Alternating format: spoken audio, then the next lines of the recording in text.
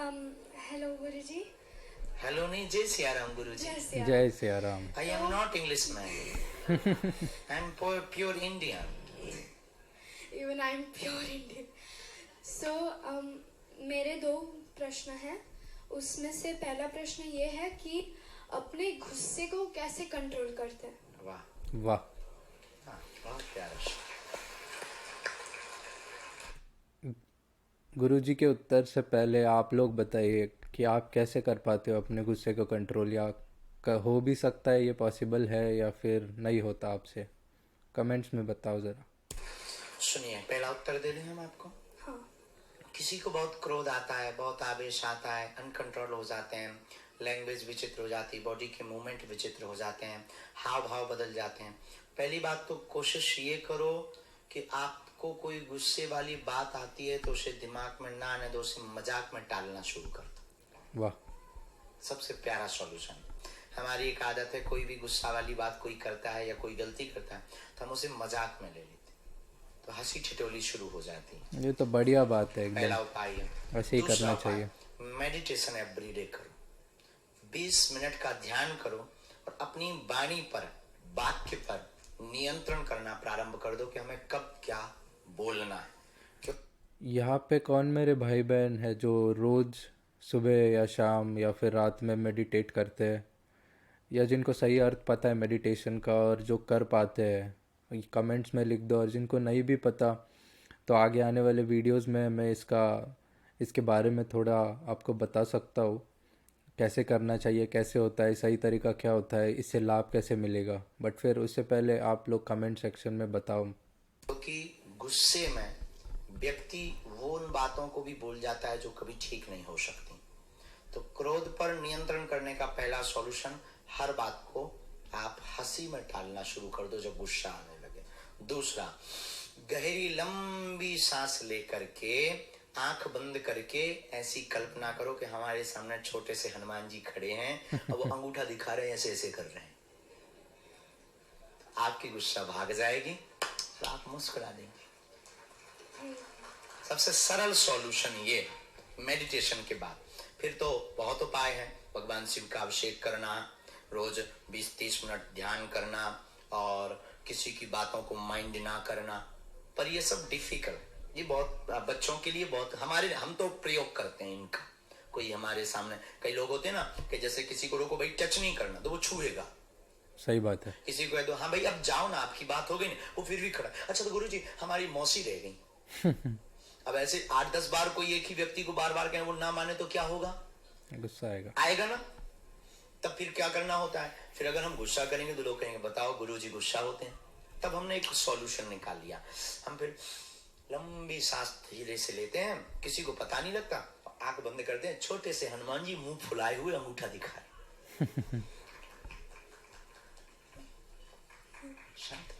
वाह। सेकंड, और मेरा दूसरा प्रश्न ये है कि भगवान से पूरी तरीके से कैसे जुड़ना चाहिए कि वो तुम्हारा सब कुछ बन जाए, पर जैसे आप जैसे बन गए हो वैसे नहीं, मतलब नॉर्मल रहते हुए भी इनिशियली उनके साथ जुड़ना। प्यारी बिटिया, हम कोई साधु नहीं। पहनावा थोड़ा मोड़ा हो गया, टीका हो गया 2.5-3 एकड़ का, एक खड़ाऊ पहन रखी हमने अलग से, बाकी तो एकदम कलरफुल रहते हैं। तो भगवान से पूर्णतया जुड़ने के लिए वेशभूषा की जरूरत है।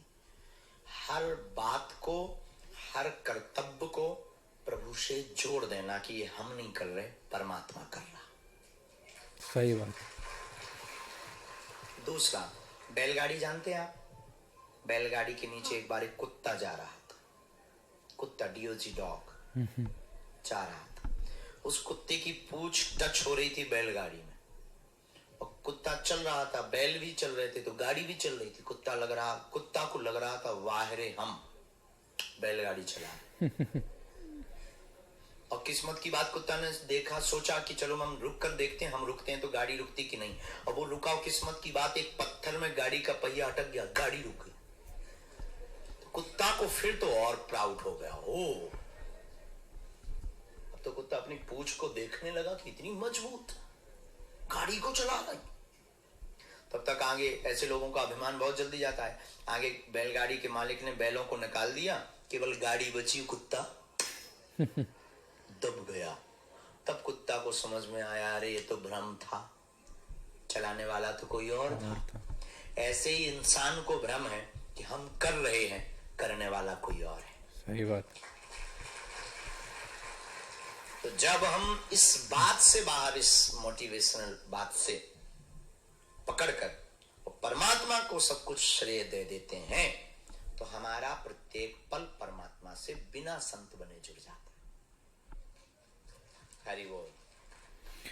आप देखो भाइयों, जैसे गाड़ी चलाने के लिए कोई चालक चाहिए होता है, कोई ड्राइवर चाहिए होता है, और गाड़ी तो बस एक उसका बाहर का पार्ट है, एक क्या बोल सकते, एक स्ट्रक्चर है। वैसे ही हमारी बॉडी जो है, ये हमारी बॉडी एक स्ट्रक्चर है, और फिर उसको चलाने के लिए हमारे पास एक एनर्जी होती है, आत्मा जिसे कहते हैं, या फिर वो शक्ति कहते हैं कि जो ये बॉडी को चलाती है। बट हम लोग ये भ्रम में खो चुके हैं कि मेरा नाम ये है और ये मेरी बॉडी है, और फिर मैं इसको चलाता हूँ, और फिर जो दुख आते हैं तो बॉडी में वो बॉडी पे लग जाते हैं, तो लोग परेशान हो जाते हैं और अपने ऊपर ले लेते हैं। तो आप जब समझोगे, जब धीरे धीरे इस अध्यात्मता में आप आगे बढ़ोगे, जैसे जैसे स्पिरिचुअल बनते जाओगे, तो आपको समझेगा कि ये बॉडी ने बस स्टॉप लिया है, आपका जो सोल है उसने बस एक स्टॉप लिया है ये बॉडी के लिए।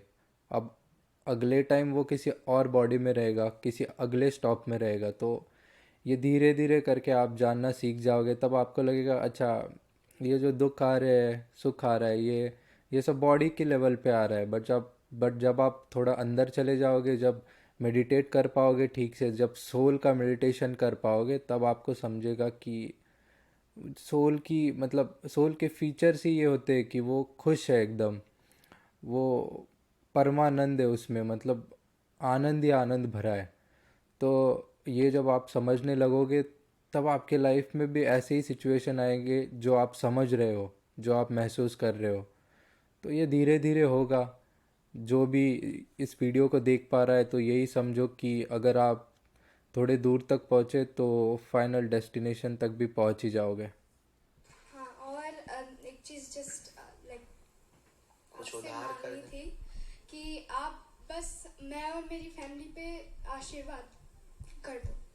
खुश रहो, आपका पूरा परिवार ठीक रहे। कहाँ रहते हैं? इंग्लैंड में? लेस्टर में ही रहता। अरे बहुत होशियार, अच्छी बच्ची हो, खुश रहो, पूरा परिवार तुम्हारो खूब खुशी रहे। वाह। पीछे वाले भाई साहब को माइक दे दीजिए लास्ट। सीताराम गुरु जी, मेरा सीताराम। आपसे एक प्रश्न है बस।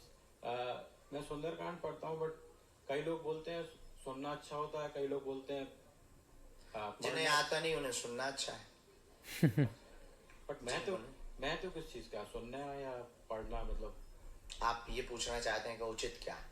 हाँ, मतलब इंटरनेट पे जो भी है उसके हिसाब से तो वो लोग बोलते हैं सुनना। गाड़ी चला रहे, चल रहे, समय नहीं है तब सुनना उचित है, पर पढ़कर जीवन में उतारना बहुत अच्छा है।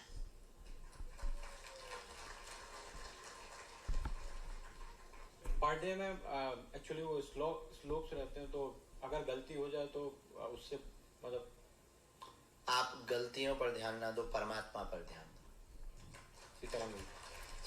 गलती सुधर जाएंगी। ऐसा दुनिया में कौन है जो गलती ना करता?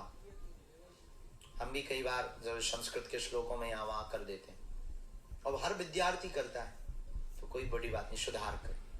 धन्यवाद गुरु। धन्यवाद। हमें लगता कि अब दरबार लगाना चाहिए।